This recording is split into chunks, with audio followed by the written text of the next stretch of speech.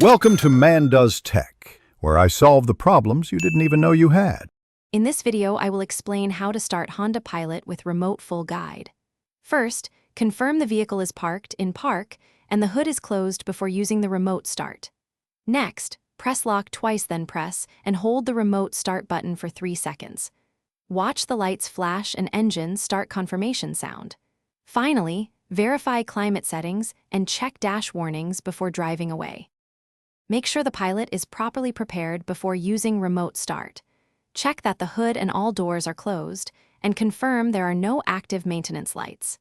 If your model requires it, ensure the parking brake is released. Replace the key fob battery if the range seems reduced.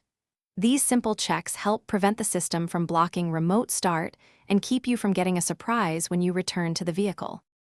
If this guide is helping you, please subscribe and like the video to support more car tips.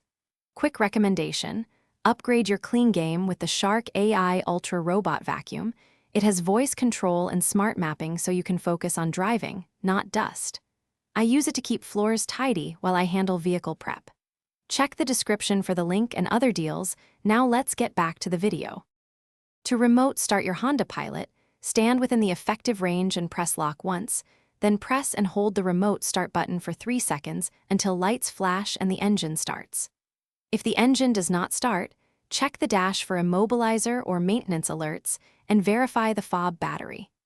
Note the vehicle may run for a preset time then shut off, so reinitiate if you need more warm-up or cooling time. Thanks for watching.